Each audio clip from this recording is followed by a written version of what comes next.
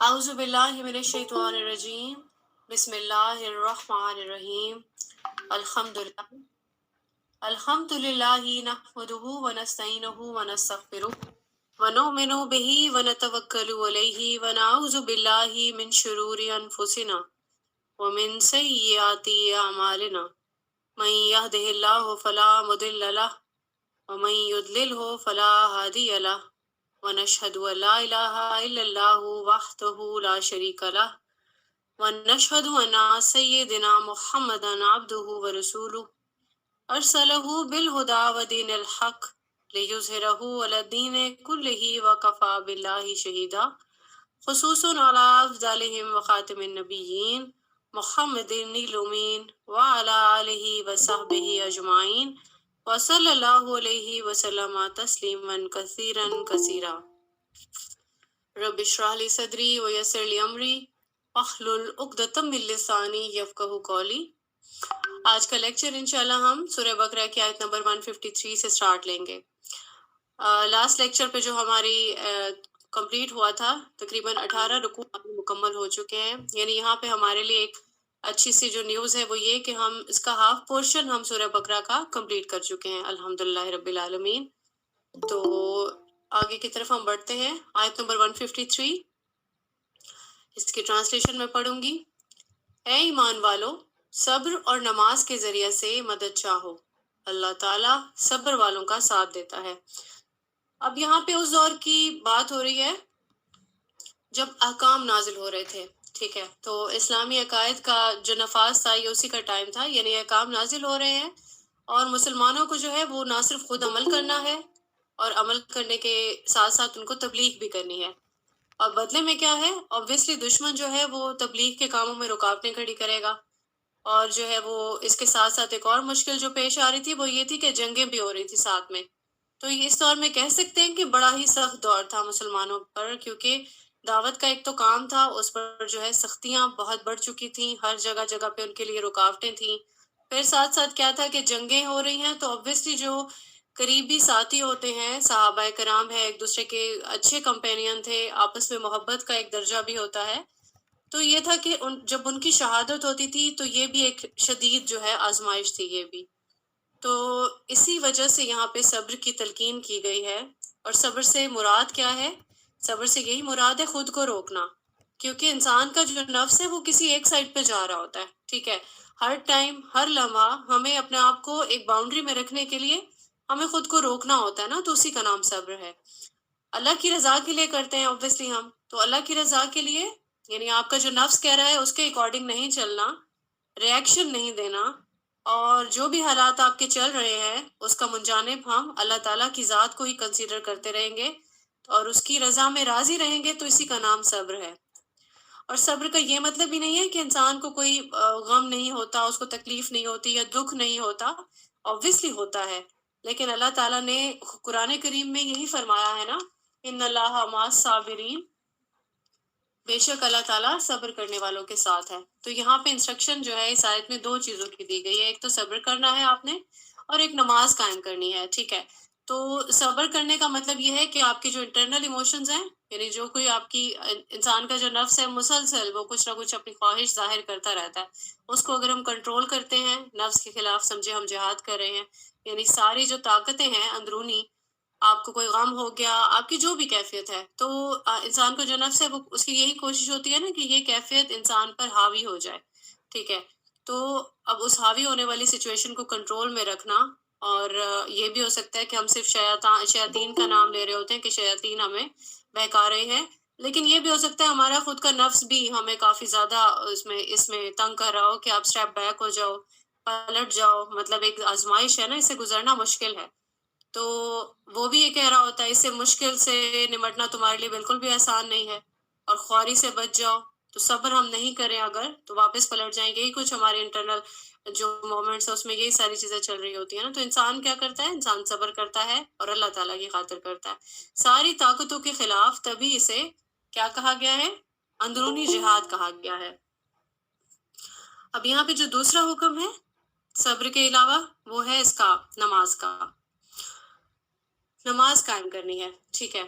تو اس سے کیا کہا گیا ہے؟ اس سے بیرونی جہاد بھی کہا گیا ہے. کیا وجہ ہے؟ کیونکہ یہ اعضاء کا جہاد ہے. تو دونوں ہی کام ہمیں کس کی طرف جو ہے وہ کرتے ہیں، رجوع کرنے کے لیے کہے جاتے ہیں اللہ تعالیٰ کی طرف. کیونکہ رسول اللہ صلی اللہ علیہ وآلہ وسلم کو بھی جب کوئی مشکل ہوتی تھی، آزمائش آتی تھی، وہ فوراً ہی نماز کی جلدی کرتے تھے.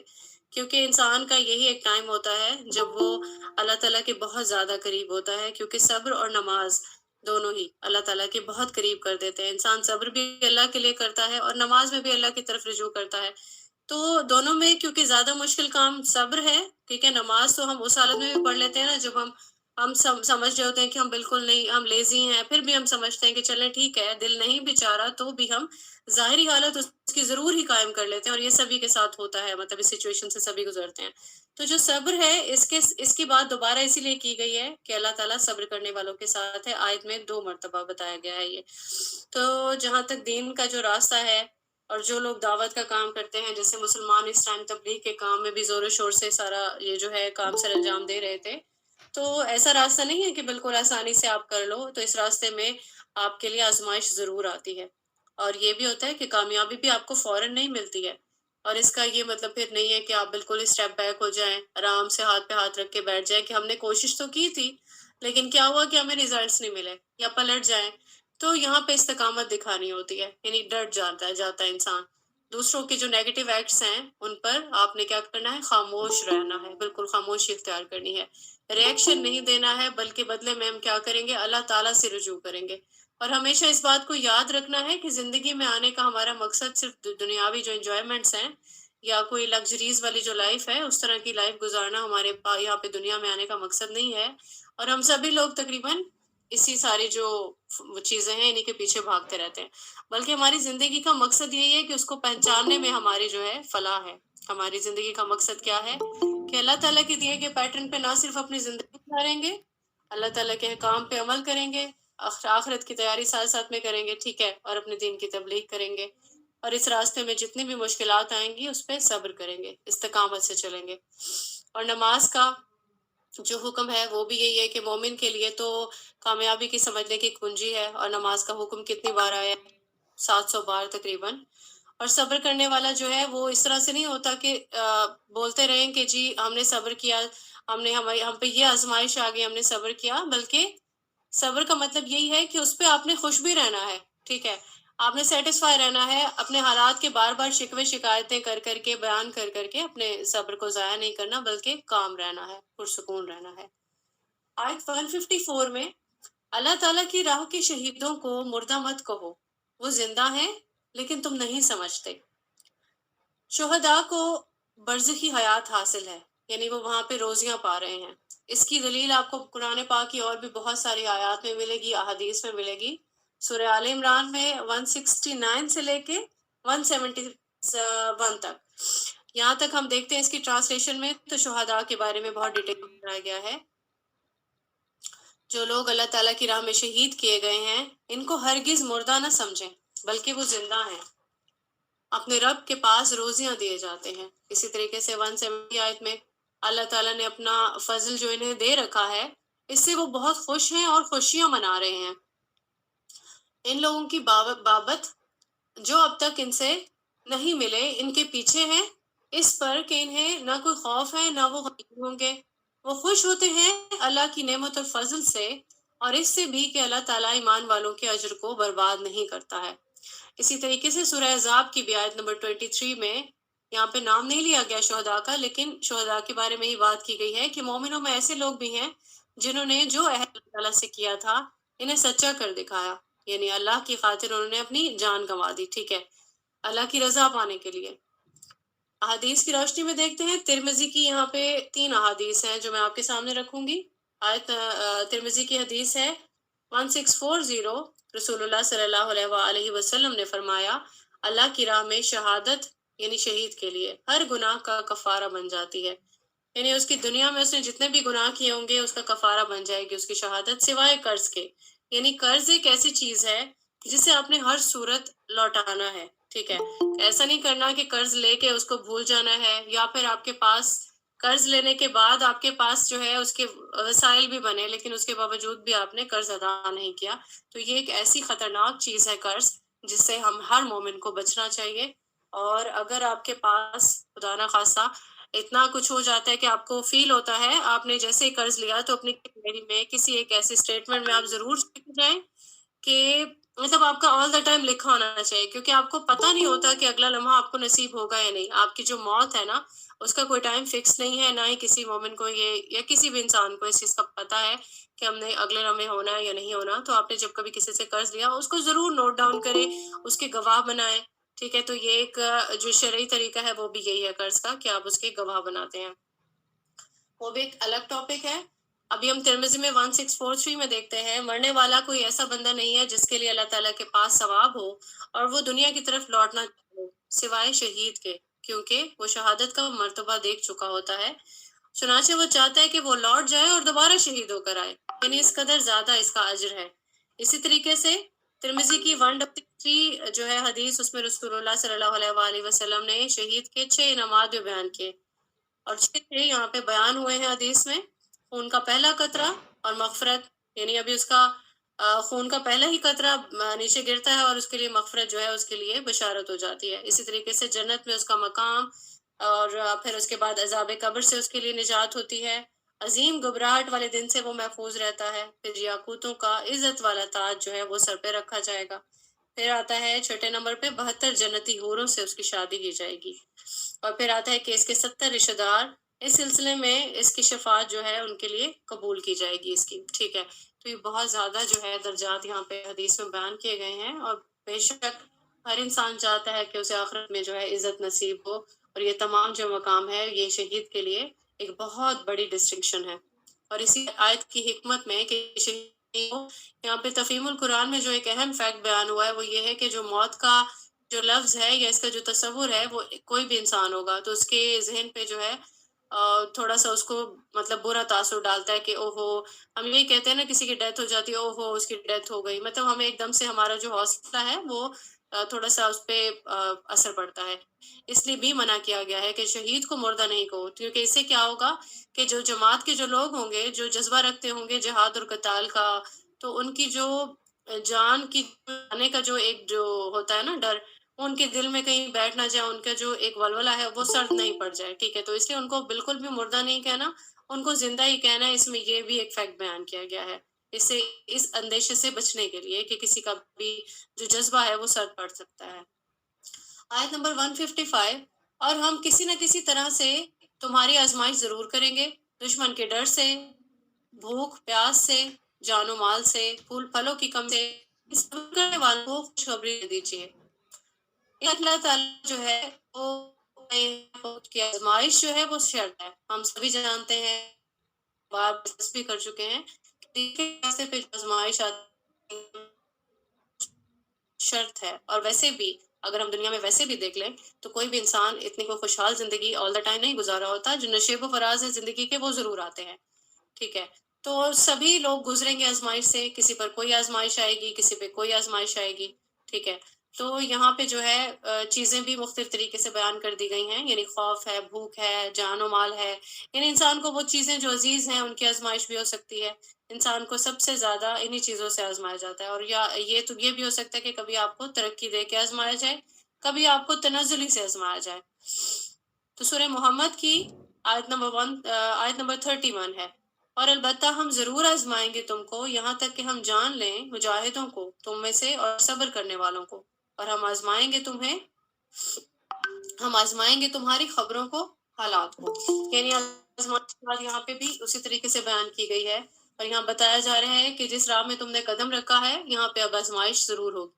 اب یہی ہوتا ہے کہ رشتہ دار ناراض ہو جاتے ہیں، یا بیوی کے درمیان میں کوئی تفرقہ ہو جاتا ہے، یعنی کہ رشتوں میں کوئی نہ کوئی نقصان ہوتا ہے، یا پھر جان و مال میں نقصان ہوتا ہے. چنانچہ صحابہ کرام جو ہے انہوں نے رضی اللہ تعالیٰ انہوں نے بہت ساری سختیاں جھیلی تھیں. کئی کئی روز کے ان پہ فاقے آتے تھے، یعنی کھانے کو کچھ نہیں ہوتا تھا تو وہ برداشت کرتے تھے. اور خوف کی بھی اس طرح کی کنڈیشن تھی کہ ہر رات کوئی بھی سکون کی نیند نہیں سو سکتا تھا، دشمن کے حملے کی فکر رہتی تھی.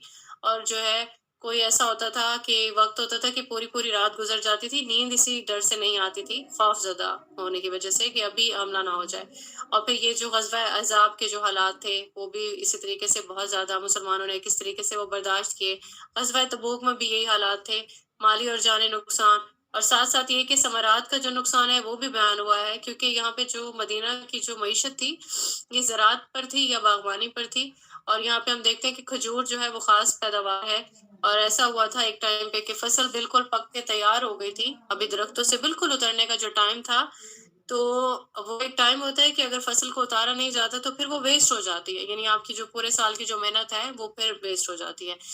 تو یہاں پہ بھی اسی طرح سے کنڈیشن تھی کہ غزوہ تبوک کا حکم آ گیا اللہ تعالیٰ کی راہ میں نکلنے کے لیے کہ نکلو، جہاد کا حکم آ گیا ہے۔ تو یہ بھی ایک آزمائش تھی، مطلب ایک انہوں نے اتنی محنت کی ہوئی ہے، پھر ان کی ایک دار و مدار ہے جو باغبانی پہ ہے۔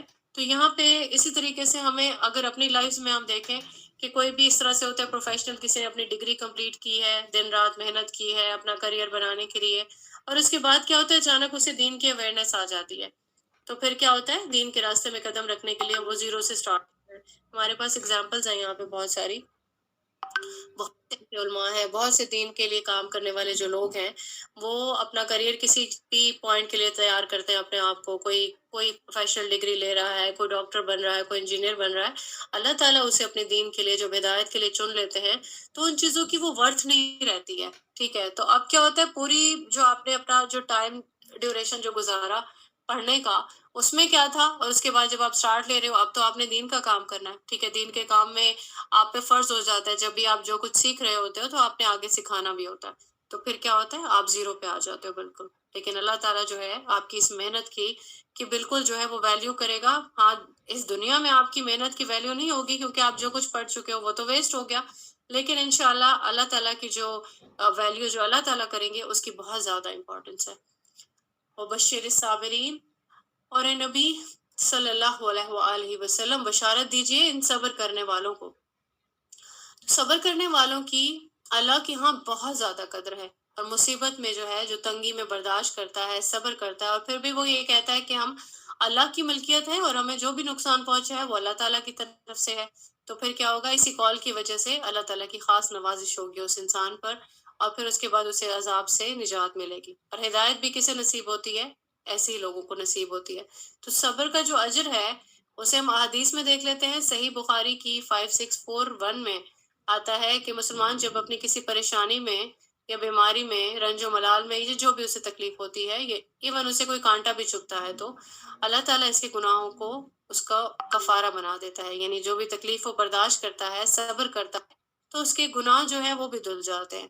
ہم نے دیکھا ہے یہاں پہ کہ حضرت نوح علیہ السلام کی جو قوم تھی کتنی وہ محنت کرتے تھے، تبلیغ کرتے تھے، دین حق پر لانے کی کوشش کرتے تھے، لیکن قوم کیا کرتی تھی، اس میں سے بہت سارے لوگ ایمان نہیں لائے تھے ان پہ، اور پھر کیا ہوا تھا، عذاب آیا تھا، ٹھیک ہے۔ تو اسی طریقے سے حضرت ابراہیم علیہ السلام، انہوں نے بھی حق کی بات کی تو انہیں پھر آگ میں ڈال دیا گیا، اور یہی ہوا کہ جو ہے انہیں نافرمانی ہونے کا بھی ان پہ وہ ہو گیا تھا کہ نافرمان ہے، اور اسی طریقے سے ساری چیزیں۔ حضرت ایوب علیہ السلام کی اگزامپل دیکھ لیں، اللہ تعالیٰ نے ان کو بیماری کی آزمائش تھی لیکن صبر سے انہوں نے کام لیا۔ حضرت موسیٰ علیہ السلام پہ بھی کس طرح آزمائش ہے، یہ ایک بہت ہی کمپلیکیٹڈ قسم کی جو قوم تھی ان کی، بنی اسرائیل، اس کے بارے میں ہم دیکھ چکے ہیں، تو کتنی جگہوں پہ انہوں نے پیشنس جو ہے اپنی دکھائی، یہاں پہ صبر کرتے رہے، آزمائشیں آتی رہیں۔ اسی طریقے سے حضرت عیسیٰ علیہ السلام، ان کو انہوں نے بھی حق کی بات کی تو ان کو ستایا جانے لگا، ٹھیک ہے۔ رسول اللہ صلی اللہ علیہ وسلم پر سب سے بڑی ہمارے پاس یہ مثال بھی ہے، بے تحاشا آزمائشیں آئیں لیکن انہوں نے ہر موقع پہ، ہر مقام پر صبر سے ہی کام لیا۔ پھر صحیح بخاری کی 5653 میں یہاں پہ بتایا گیا ہے کہ جب اللہ تعالیٰ فرماتے ہیں کہ جب میں اپنے کسی بندے کو اس کے دو محبوب اعضاء میں آزماتا ہوں اور وہ اس پر صبر کرتا ہے تو اس کے بدلے میں جنت دیتا ہوں۔ اب یہاں پہ دو محبوب اعضاء کیا ہے؟ ہماری آنکھیں، آنکھوں کے بغیر ہم دنیا دیکھ ہی نہیں سکتے، ہمیں ہماری جب سماعت چلی جاتی ہے تو یوں سمجھے کہ پوری اس میں اندھیرا ہو جاتا ہے، اس پہ بھی کوئی انسان اگر صبر کرتا ہے تو اس کے لیے جنت کی بشارت ہے اوبیسلی۔ تو صبر کا جو لیول ہے یہاں پہ آپ وہ چیک کریں، ترمذی کی 2396 ہے، جب اللہ تعالیٰ نے اپنے بندے کے ساتھ خیر اور بھلائی کا ارادہ کرتا ہے تو اسے دنیا میں ہی جلد سزا دے دیتا ہے۔ ہم دیکھتے ہیں نا کہ اگر کسی پہ کوئی مصیبت آتی ہے تو کچھ جو ہے منافق جو ہے وہ کہتے ہیں وہ خوش ہو جاتے ہیں، ہاں اس کے جو ہے اس کے اپنے کام تھے یا اس کے اپنے اعمال تھے، حالانکہ ہم لوگ یہ ڈیسائیڈ کرنے والے نہیں ہوتے ہیں اس طرح کی کوئی بھی بات، یہ اللہ تعالیٰ کے اپنے ڈیسیژنز ہیں، تو ایسی کسی بھی چیز پہ کوئی کمنٹ نہیں کرنا چاہیے۔ کہ اسے دنیا میں دیکھیں سزا مل گئی، تو یہ اللہ کی طرف سے تو خیر ہے نا، اللہ نے اس کے لیے بھلائی کی، جب اسے دنیا میں آزمائش دے دی، دنیا میں وہ بھگتے گا لیکن آخرت میں اس کا جو ہے اس کو فروٹ ملے گا۔ تو ہمیں کبھی بھی کسی دوسرے کی زندگی میں خاص طور پہ اپنا جو کمنٹس ہیں ان کو دیتے ہوئے بہت زیادہ سوچ سمجھ کے اس طرح کی بات کرنی چاہیے۔ آیت نمبر 156 کی طرف بڑھتے ہیں۔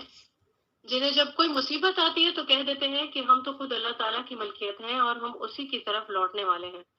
ہم سبھی لوگ اللہ تعالیٰ کی ملکیت ہیں، اس کا مطلب یہی ہے کہ آج نہیں تو کل ہمیں دنیا سے جانا ہی جانا ہے، یہاں پہ ہم ہمیشہ رہنے کے لیے بالکل بھی نہیں آئے۔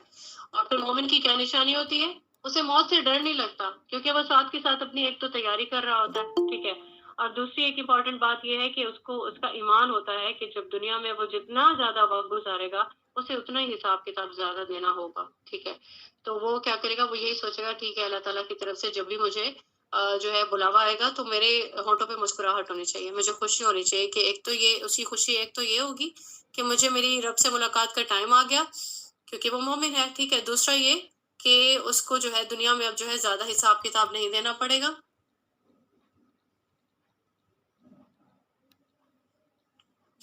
تو یہ بھی اس کے لیے ایک جو ہے تسلی والی بات ہو جائے گی، کیونکہ جتنی عمر آپ کی بڑھتی جاتی ہے اتنا ہی زیادہ جو ہے گناہوں میں بھی اضافہ ہوتا ہے، آپ کو اعمال جتنے بھی آپ کرتے ہو اس سب کا جو ہے حساب کتاب دینا پڑتا ہے۔ تو دنیا میں جو بھی نعمتیں دی گئی ہیں ان کا بھی حساب کتاب ہوگا، ہمیں ہمارے اعمال کا بھی حساب کتاب دینا ہوگا، اور مومن جو ہے اس حقیقت سے بالکل اچھے سے واقف ہونا چاہیے۔ اور یہی وجہ ہے نا کہ صحیح مسلم کی حدیث ہے 7417، اس میں یہ بیان کیا گیا نا، دنیا جو ہے وہ مومن کے لیے قید خانہ ہے اور کافر کے لیے جنت ہے، کیونکہ آخرت میں کافر کے لیے تو کوئی اجر نہیں ہے۔ دنیا میں اگر مومن اپنے آپ کو قید خانہ سے مراد یہ کہ دین میں جو باؤنڈری بتا اسی کے انڈر آپ رہتے ہو تو وہ آپ کا قید خانہ ہے۔ پھر مسند احمد کی ایک حدیث ہے 9422، مصیبت میں انسان کو یہ دعا پڑھنی چاہیے، اے اللہ میری مصیبت میں اجر اور بہترین متبادل عطا فرما۔ ابھی ہم نے سیرت پڑھی تھی سلمہ رضی اللہ تعالیٰ عنہ کی،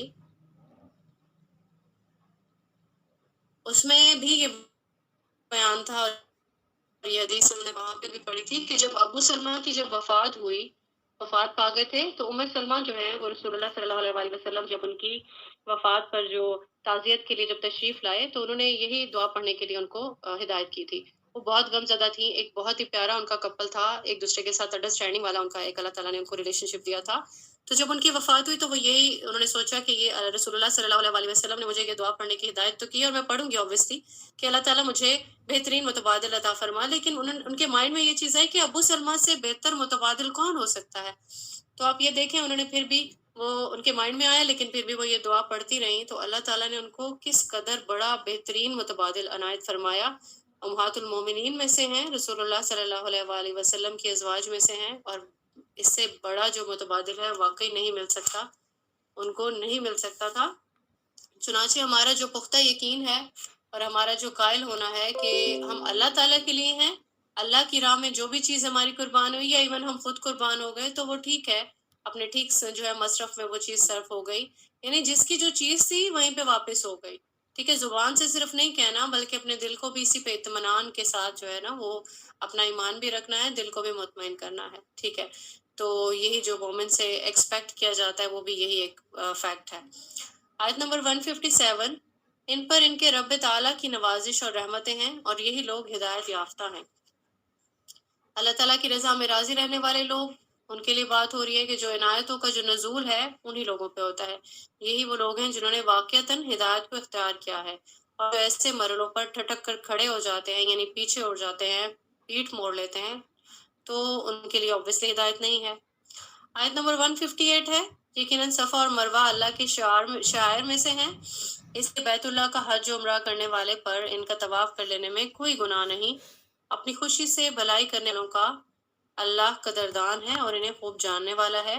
اب صفا اور مروہ اس کے بارے ہم جانتے ہیں، ان کی صحیح حج کے مناسک میں آتی ہے کہ ان دونوں مقام جو ہے ایک پہاڑیوں کے نام ہے، ایک کا نام صفا ہے اور دوسری پہاڑی کا نام ہے مروہ۔ تو یہاں پہ اس کی جو ہسٹری ہے اس کو ہم تھوڑا سا دیکھ لیتے ہیں۔ حضرت اسماعیل علیہ السلام بہت زیادہ کم سن تھے جب حضرت ابراہیم علیہ السلام حضرت حاجرہ کو، یعنی ان کی جو بیوی ہیں، پہلی بیوی تھی یہ، سوری دوسری ہے، پہلی جو بیوی تھی وہ حضرت سارہ تھی، تو ان کی ہاں کوئی بھی اولاد نہیں تھی، تو پھر حضرت ہاجرہ سے ہوئی تھی شادی، اور پھر اللہ تعالیٰ نے حضرت اسماعیل علیہ السلام سے نوازا تھا ان کو. حضرت اسماعیل علیہ السلام کی پیدائش کے بعد حضرت اسحاق علیہ السلام آئے تھے دنیا میں، وہ حضرت سارہ سے آئے تھے. ٹھیک ہے، تو یہاں پہ ایک مقام ایسا آیا کہ جب حضرت ابراہیم علیہ السلام اپنی جو بیوی ہیں حضرت ہاجرہ ان کو، اور حضرت اسماعیل جو بہت ہی کم سنی کی عمر میں تھے، ٹھیک ہے، ان کو چھوڑ کر مکہ چلے گئے تھے. ٹھیک ہے، یہ مکہ کی جو سرزمین ہے یہ بڑی بنجر تھی، بیابان، بالکل پانی نہیں ہے، کوئی سبزہ کچھ بھی اس طرح خاص نہیں تھا. تو اس حالت میں جب حضرت ہاجرہ بہت زیادہ مطلب پریشان ہو گئی تھی اور حیران ہو گئی تھیں، اور انہیں سوال کیا تھا حضرت ابراہیم علیہ السلام سے، آپ ہمیں بے سر و سامانی کے عالم میں یہاں پہ اس بیابان میں چھوڑ کر جا رہے ہیں؟ اور پھر ان کے مائنڈ میں یہ ہے کیا یہ اللہ کا حکم ہے؟ تو اس سوال پہ حضرت ابراہیم علیہ السلام نے جواب دیا ہاں یہ اللہ کا حکم ہے. اس پر وہ بالکل مطمئن ہو گئی حضرت ہاجرہ رضی اللہ تعالیٰ عنہا. انہوں نے جواب دیا کہ چلیں پھر ٹھیک ہے، اللہ تعالیٰ ہمیں یہاں پہ ضائع نہیں کریں گے کیونکہ یہ اللہ کا حکم ہے. اور بے شک وقت نے پھر ثابت بھی کیا. حضرت اسماعیل علیہ السلام جو تھے وہ بالکل ان کو، کیونکہ وہ چھوٹے تھے، بالکل پیاس کی شدت برداشت نہیں کر سکتے تھے، تو بہت زیادہ جو ہے وہ رو رہے تھے پیاس سے. تو ماں کی مامتا جو ہے وہ یہاں پہ برداشت نہیں کر سکی، ان دو پہاڑوں کے بیچ میں وہ چکر کاٹنے لگی کہ ہو سکتا ہے کوئی چشمہ نظر آ جائے یا کوئی پانی کا کوئی سراغ مل جائے. تو اس میں بے چینی میں اور بے تابی میں وہ کبھی اس پہاڑ پر چڑھ کر دیکھتی، دوڑتے دوڑتے جاتی کہ دیکھتی کوئی چشمہ ہے، پھر اس کے بعد وہاں پہ کچھ نظر نہیں آتا، پھر دوسرے پہاڑ پر اسی طرح. تقریباً انہوں نے 7 چکر لگائے، یعنی بے تابی میں، کیونکہ بچہ رو رہا ہے، برداشت نہیں ہو رہی، اور جو بھی سامان وہ ساتھ لائی ہوں گی obviously وہ ختم ہو گیا. تو اس کے بعد دیکھا، واپس آئیں تو دیکھا حضرت اسماعیل علیہ السلام جہاں لیٹے ہوئے ہیں وہاں ایک چشمہ پانی کا ابل رہا ہے، جسے ہم سب آب زمزم کے نام سے جانتے ہیں. اللہ کو جو یہ عمل تھا ان کا اس قدر پسند آیا کہ عمرہ اور حج کے جو ارکان ہیں اس میں یہ چیز جو ہے مناسک میں فرض کر دی گئی. تو ذوالحجہ کی جو مقررہ تاریخیں ہیں ہم سبھی جانتے ہیں، کعبے کی جو مقررہ تاریخیں ان کی جو زیارت کی جاتی ہے حرم کی، اس کو ہم حج کہتے ہیں، جبکہ ان تاریخوں کے علاوہ جب کوئی زیارت کے لیے جاتا ہے تو وہ عمرہ کہلاتا ہے. سلسلہ الصحیحہ کی 3116 اس میں یہ چیز جو ہے بیان کی گئی ہے، یہ واقعہ بیان ہے. اور زمزم کا جو پانی ہے اس کے بارے میں بھی ہم سب جانتے ہیں، بہت زیادہ تبرکات والا، بہت ہی مبارک جو ہے یہ پانی. اور مسند احمد کی جو حدیث ہے 12604، زمزم کا پانی جس مقصد کے لیے بھی پیا جائے وہی مقصد پورا ہو جاتا ہے. بے شک اللہ تعالیٰ نے اس میں بہت تاثیر رکھی ہے، اور اس کو جو ہے سائنٹیفکلی بھی، ہم لوگوں کے لیے تو صرف اللہ کا حکم ہی کافی ہے، باقی لوگوں کے لیے سائنٹیفکلی بھی پروف کیا جاتا ہے کہ زمزم کا جو پانی ہے یہ جس میں جو ہے شفا رکھی ہے اللہ تعالیٰ نے. تو یہاں پہ جو مشرکانہ اور جاہلیت کا جو زمانہ تھا، یہاں پہ نا صفا پہاڑی پر بھی ایک جو ہے بت یہاں پہ نصب کیا گیا تھا، اس کا نام آصاف تھا. اور پھر مروہ پر ایک نائلہ نامی بت جو ہے یہاں پہ وہ جو بنا لیتے ہیں نا، استحان سے بنا لیتے ہیں، پھر اس کی پوجا کرتے ہیں ان کی.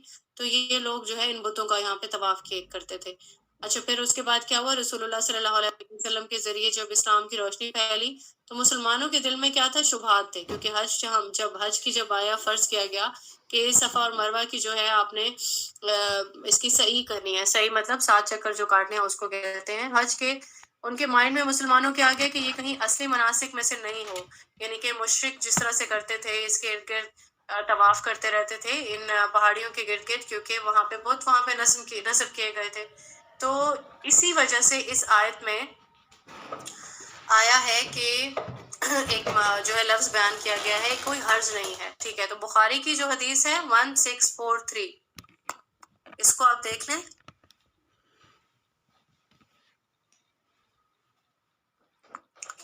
حضرت عائشہ رضی اللہ تعالیٰ عنہا کی جو روایت ہے اس سے معلوم ہو رہا ہے کہ جو اہل مدینہ ہے ان کے دلوں میں پہلے سے اس صحیح کے بارے میں کراہت موجود تھی، کیونکہ وہ منات کو مانتے تھے. ٹھیک ہے، اور اصاف اور نائلہ کو نہیں مانتے تھے. مطلب یہاں پہ جو مشرک تھے وہاں پہ، اور جو اہل مدینہ تھے وہ یہاں پہ ان کے بھی مائنڈ میں ایک کچھ لوگ جو ہے منات کے حامی تھے، کچھ اصاف اور نائلہ کے حامی تھے، یعنی یہاں پہ بتوں کا یہاں پہ استحان بنے ہوئے تھے. تو اس آیت کا جو شان نزول ہے وہ بھی یہی ہے کہ مسلمانوں کو یہاں پہ بتانا جو ہے مقصود تھا کہ ان مقامات کی جو صحیح ہے وہ حج کے اصلی مناسک میں سے ہے، اور ان کا جو تقدس ہے وہ اللہ تعالیٰ کی جانب سے ہے، اور یہی وجہ ہے آیت میں یہاں پہ ورڈ یوز ہوا ہے نا، کوئی گناہ نہیں، یہ اسٹیٹمنٹ دیا گیا ہے تاکہ مسلمانوں کا جو یہ شک ہے وہ دور ہو جائے. ان کے مائنڈ میں یہ تھا کہیں ہم اس صفا اور مروہ کی صحیح کریں تو یہ گناہ نہ ہو ہمارے لیے. اور بہتر ہے کہ یہ کام جو ہے وہ دلی رغبت کے ساتھ کریں، خوش دلی سے کریں، اور جان لیں کہ اللہ تعالیٰ بہت قدردان ہے، اللہ تعالیٰ جاننے والا ہے. اللہ تعالیٰ کے لیے یہاں پہ شاکر کا ورڈ یوز ہوا ہے، اور جب اللہ تعالیٰ کی طرف سے یہ نسبت ہو تو قدردانی اور قبول کرنے والا جو ہے اس کے میننگ ہو جاتے ہیں. اور یہاں پہ دوسری ایک صفت جو ہے صفاتی نام میں اللہ تعالیٰ کے وہ یوز ہوئی ہے علیم. علیم کا مطلب کیا ہوتا ہے؟ سب کچھ جاننے والا. ٹھیک ہے، چاہے کسی دوسرے کو اس کا علم ہے یا نہیں ہے، اللہ تعالیٰ بے شک سب جانتے ہیں. اور اگر انسان اللہ کی رضا کے لیے کوئی نیکی کرتا ہے تو پھر وہ اللہ کی رضا کے لیے ہوتی ہے، پھر دوسروں کو اس کی بتانے کی ضرورت نہیں ہوتی. ایون وہ اللہ کو بھی بتانے کی ضرورت نہیں ہوتی، اللہ تعالیٰ ہماری نیتوں کو بہت اچھے سے جانتے ہیں. یہاں پہ مراد یہی ہے کہ جب بھی ہم کوئی نیکی کرتے ہیں اور ہمارے مائنڈ میں ہوتے ہیں ہم اللہ کو راضی کر رہے ہوتے ہیں، تو دوسروں کو بتا بتا کے وہ نیکی ہماری ضائع ہو جاتی ہے. چنانچہ جب بھی کوئی ایسا عمل ہو تو دوسروں کی نظر میں اچھا بننے کے لیے کیا گیا ہو تو یہ شرک میں آ جاتا ہے. ٹھیک ہو گیا. آیت نمبر 159، جو لوگ ہماری اتاری ہوئی دلیلوں اور ہدایت کو چھپاتے ہیں باوجود یہ کہ ہم اسے اپنی کتاب میں لوگوں کے لیے بیان کر چکے ہیں، اللہ تعالیٰ پر جو ہے یہاں پہ لعنت کرنے والوں میں شمار کیا گیا ہے. ٹھیک ہے، تو اس کی ٹرانسلیشن آپ دیکھ سکتے ہیں.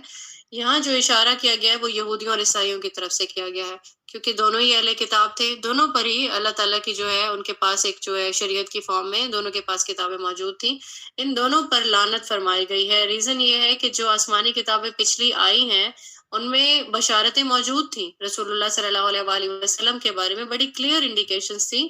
تورات میں بھی جو نبی آخر الزمان ہے صلی اللہ علیہ وسلم یہاں پہ بتایا گیا تھا، اور یہ حقوق پر رہنمائی کے لیے نشانیاں دی گئی تھی. وجہ یہ تھی کہ جب رسول اللہ صلی اللہ علیہ وآلہ وسلم اس دنیا میں تشریف لائیں تو یہود کو، کیونکہ ان کو تو معلوم رہنمائی کے لیے تو وہاں پہ نشانیاں دی گئی تھیں، تو وہ جو ہے اس چیز کو سپورٹ کریں گے کہ واقعی اللہ تعالیٰ کی طرف سے ہیں رسول اللہ صلی اللہ علیہ وآلہ وسلم، اور ان کو کتنی بڑی سپورٹ مل جاتی اس سلسلے میں. لیکن انہوں نے کیا کیا؟ انہوں نے اس کو اپنے ذاتی جو ایک بکس تھا اس کی وجہ سے اس حقیقت کو چھپایا. جیسے سورہ بقرہ کی ہم نے لاسٹ لیکچر میں آیت پڑھی ہے، اس آیت میں ہم پڑھ چکے ہیں کہ اس شخص سے بڑھ کر ظالم کون ہوگا جس کے پاس اللہ تعالیٰ کی طرف سے گواہی تھی جسے اس نے چھپا لیا. تو ان لوگوں نے حق کو چھپایا، اور جو حق کو چھپانا ہے وہ بہت ہی عظیم گناہ ہے اور حرام ہے. تو اسی وجہ سے ان پر اللہ کی لعنت ہے، اور ان کے اللہ کے فرشتوں کی بھی لعنت ہے ان پہ. اللہ تعالیٰ کی جو دوری ہے اور پھٹکار ہے ان کا یہ لوگ وہ بنیں گے، جو ہے مستحق ہوں گے. اور احادیث میں بھی، کیونکہ علم جو ہے جس کے پاس بھی ہے اس کو وہ چھپا نہیں سکتا. اللہ نے علم کس لیے دیا ہے؟ تاکہ آپ اپنی بھی ہدایت کریں، آپ دوسروں کی بھی ہدایت کریں. ٹھیک ہے، ترمذی کی حدیث ہے 2649، جس نے علم دین میں کوئی ایسی بات اگر کسی سے پوچھی جائے جو وہ جانتا ہے پھر وہ اسے چھپا لے تو قیامت کے دن اسے آگ کی لگام پہنائی جائے گی. اور علماء یہود جو ہے ان کا بھی یہ ظلم تھا، وہ کیا تھے؟ کتمان حق کرتے تھے. کتمان حق کیا ہوتا ہے؟ حق کو چھپا لیتے تھے. ٹھیک ہے، اب کیا ہے؟ رجم کی جو ہے سزائیں تھیں، کیونکہ زنا ہے، زنا کے جو ہے اگر زنا کا عمل جو ہے پتہ چل جاتا ہے تو اس کے جو سزا ہے اس میں رجم تھا. ٹھیک ہے، تو وہ کیا کرتے تھے؟ وہ صرف اس کا منہ کالا کروا دیتے تھے، یعنی سزائیں بھی چھپاتے تھے. جو اللہ تعالیٰ کی شریعت میں جو چیز واضح ہے اس کو بھی چھپا لیتے تھے. آیت نمبر 160 کی طرف بڑھتے ہیں. مگر وہ لوگ جو توبہ کر لیں اور اصلاح کر لیں اور بیان کر دیں تو ان میں ان کی توبہ قبول کر لیتا ہوں، اور میں توبہ قبول کرنے والا اور رحم و کرم کرنے والا ہوں. تو یہاں پہ جو ہے خوشخبری دی گئی ہے، رحمت ہے اللہ تعالیٰ کی طرف سے. اس لعنت سے جو لوگ مستثنی ہو جائیں گے، ٹھیک ہے، جو توبہ کر لیں گے اور اپنی اصلاح کر لیں گے. اور اصلاح کا ورڈ یہاں پہ کیا استعمال ہوا ہے؟ جن سے ایسے گناہ سرزد ہو بھی گئے. تو صرف توبہ طائب اور استغفار سے کام نہیں چلے گا، بلکہ وہ لوگ اس پر لوگوں کو بتائیں گے بھی اور حق کو بیان کریں گے کہ ہاں یہ غلطی بھی تھی میری اور میں اس پہ رجوع کرتا ہوں اور حق کو میں بیان کرتا ہوں. تو اللہ تعالیٰ اس کی توبہ قبول فرمائیں گے، اور بے شک اللہ تعالیٰ جو ہے وہ بہت مہربانی فرمانے والے ہیں. جیسے اللہ تعالیٰ کی ایک جو ہے مہربانی ہے، اس کے بارے میں ہم دیکھتے ہیں حدیث میں صحیح بخاری کی 7536 ہے ہم سب اس چیز کو بار پڑھ چکے ہیں کہ اللہ کی جانب جو کوئی ایک بالش قدم بڑھائے گا، ٹھیک ہے، ایک بالش بھی موو کرے گا تو ایک ہاتھ کی پوری لمبائی کے ایکول اللہ اس کی طرف بڑھیں گے. جو چل کے آئے گا اللہ تعالیٰ کا فرمان ہے کہ میں دوڑ کر آؤں گا. ٹھیک ہے، تو کتنی زیادہ رحمت ہے یہاں پہ اللہ تعالیٰ کی. اس کو اس حدیث میں ثابت کیا ہے اور کمپلیٹ حدیث ہے، اس کو آپ دیکھیں کہ اللہ تعالیٰ کی رحمت جو ہے وہ اس کی اگزامپل دی ہے. نمبر 161، جو کفار اپنے کفر میں مر جائیں گے ان پر اللہ تعالیٰ فرشتوں کی اور تمام لوگوں کی لعنت ہے. اور کفر جانتے ہیں کہ چھپانے کے ہیں، یعنی اس سے کیا مراد ہے؟ انکار کرنے والا.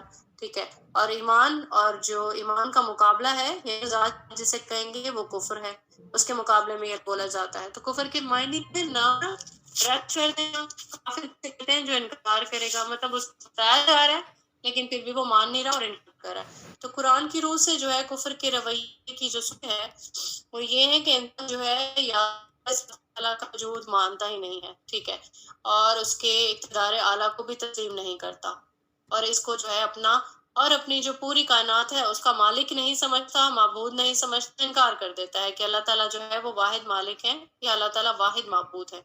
پھر ایک دوسری جو ہے سچویشن وہ یہاں قرآن میں جو بیان کیا کہ جب اللہ تعالیٰ کو مانے گا لیکن اس کے احکام اور اس کی ہدایت تسلیم کرنے سے انکار کر دے گا.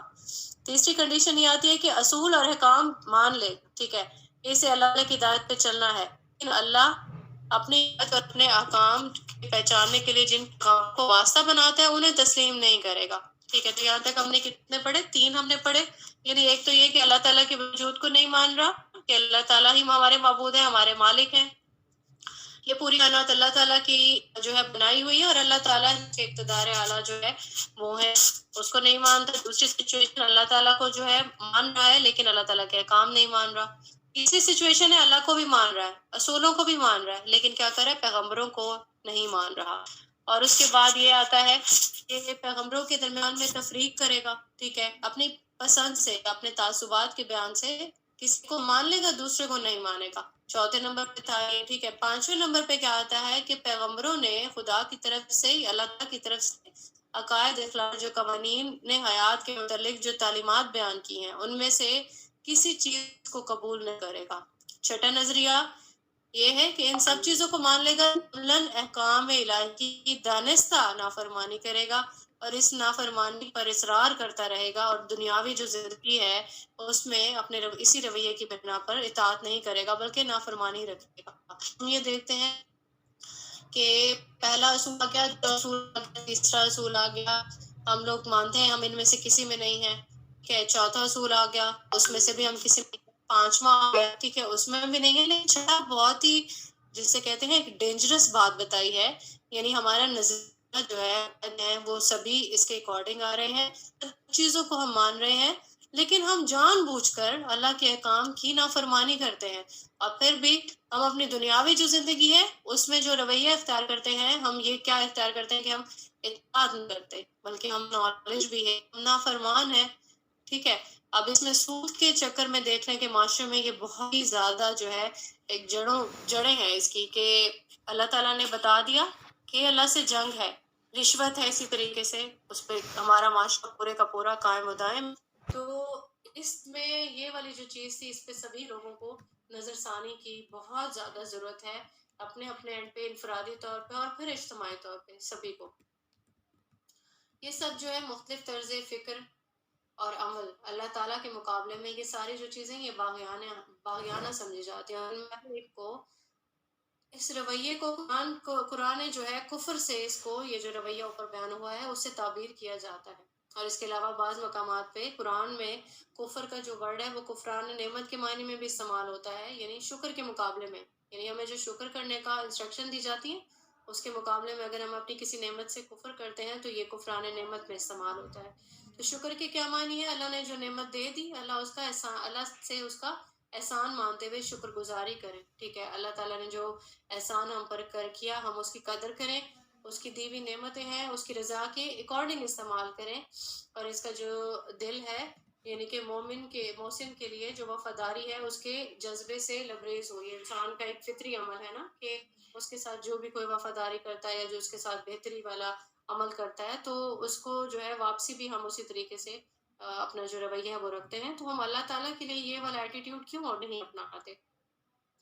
اور اس کے مقابلے میں اگر ہم کفر بالکفران نعمت، یہ ہم دونوں چیزیں دیکھتے ہیں کہ آدمی یا تو محسن کا احسان ہی نہ مانے اور اسے اپنی جو ہے قابلیت یا کسی غیر کی عنایت سمجھے. اور یہ بھی دیکھا جاتا ہے نا، یہ چھوٹی چھوٹی یہاں مثالیں ہیں، لائک ہمیں اللہ تعالیٰ نے بہت ساری چیزوں سے نوازا اور اس کے بعد ہم انسانوں کا شکریہ کر رہے ہوتے ہیں کہ ٹھیک ہے تمہاری وجہ سے میرا یہ والا کام ہو گیا، ٹھیک ہے، تو وہ بھی ایک نعمت کی، اللہ کی نعمت ہے، اس کی ناقدری کا جو ہے وہ ہم اس کے جو ہے مرتکب ہو رہے ہوتے ہیں. اور یہاں پہ چھوٹی چھوٹی چیزوں میں اپنے عقائد کی بھی ہمیں ریکٹیفیکیشن کرنے کی ضرورت ہے.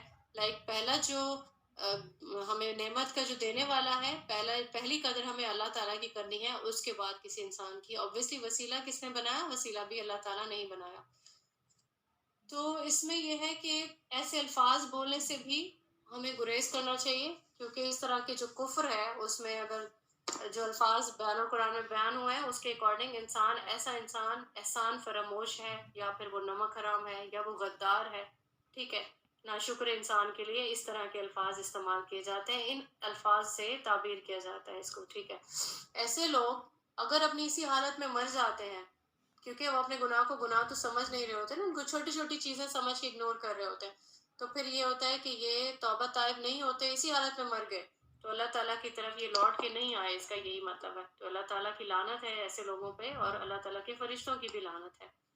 آیت نمبر 162، جس میں ہمیشہ رہیں گے، نہ ان سے عذاب ہلکا کیا جائے گا اور نہ انہیں ڈھیل دی جائے گی. یعنی عذاب کا جو تسلسل ہے یہاں پہ وہ بیان کیا جا رہا ہے. اسی حالت میں مر گئے، اب لعنت مستحق تھے، لعنت میں ان کو، تو ان کا جو یہ عذاب ہے لعنت کا وہ ہمیشہ قائم و دائم رہے گا، ان کو کوئی وقفہ نہیں ملے گا. یعنی کہتے ہیں نا کہ سانس لینے کی مہلت مل جائے، ایسی بھی کوئی مہلت نہیں ملے گی. اور آخرت کا جو عذاب ہے وہ بے حد سخت ہے. آیت نمبر 163 میں بیان ہوا ہے، تو سب کا الہ ایک ہی ہے، اس کے سوا کوئی معبود برحق نہیں، وہ بہت رحم کرنے والا اور بڑا مہربان ہے. معبود یعنی الہ. الہ کا مطلب کیا ہے؟ وہ چیز جس سے انسانی عقل جو ہے وہ بالکل حیران رہ جائے، دنگ رہ جائے، یعنی ہماری جو عقل ہے اس تک نہیں پہنچ سکے، جو عبادت کے لائق ہو. عبادت کے میننگ ہم دیکھ چکے ہیں. عبادت کے مطلب کیا ہے؟ شدید محبت اور عاجزی سے جھکنا، سر تسلیم خم کرنا یا غلامی کرنا. عبد سے نکلا ہے نا یہ.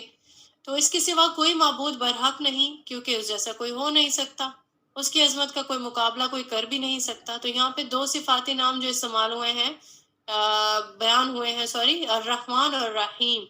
اور یہاں پہ یہ دوبارہ آئے ہیں کہ جس کی ڈیٹیل ہم پہلے پڑھ چکے ہیں. ہم بسم اللہ میں بھی ہم نے اس کی تفسیر میں دیکھا، دونوں ہی صفاتی نام ہیں اللہ تعالیٰ کے، اور سورہ فاتحہ میں بھی ہم نے دیکھا تھا. الرحمن انتہائی رحم والا، اور اس میں شدت کی جو ہے وہ ورڈ بیان ہوا ہے، یعنی شدت بیان ہوئی ہے. اور رحیم رحم فرمانے والا. دونوں جو صفات ہیں اکٹھی آنے کا مطلب کیا ہے؟ یعنی یوں سمجھ لیں کہ ٹاٹے مارتا ہوا ایک سمندر ہے اللہ تعالیٰ کی رحمت کا، اور اس کی رحمت میں دوام بھی ہے، مستقل روانی بھی ہے، یعنی شدت بھی ہے، مستقل مزاجی والا جو ایک ایٹیٹیوڈ ہوتا ہے وہ بھی ہے، یعنی ایک تسلسل ہے رحمت کا. تو دونوں خصوصیات جو ہے وہ بیک وقت موجود ہیں. دونوں جو اللہ کے صفاتی نام ہیں ان کے اس یہاں پہ آنے کی جو ریزن ہے وہ یہی ہے. سورہ بنی اسرائیل میں آیت نمبر 110، کہہ دیجئے کہ اللہ کو اللہ کہہ کر پکارو یا رحمان کہہ کر، یا جس نام سے بھی پکارو، تمام اچھے نام اسی کے ہیں. نہ تو اپنی نماز میں بلند آواز سے پڑھ، نہ بالکل پوشیدہ، بلکہ اس کے درمیان کا راستہ تلاش کر. بارک اللہ لی ولکم فی القرآن العظیم ونفعنی وإیاکم بالآیات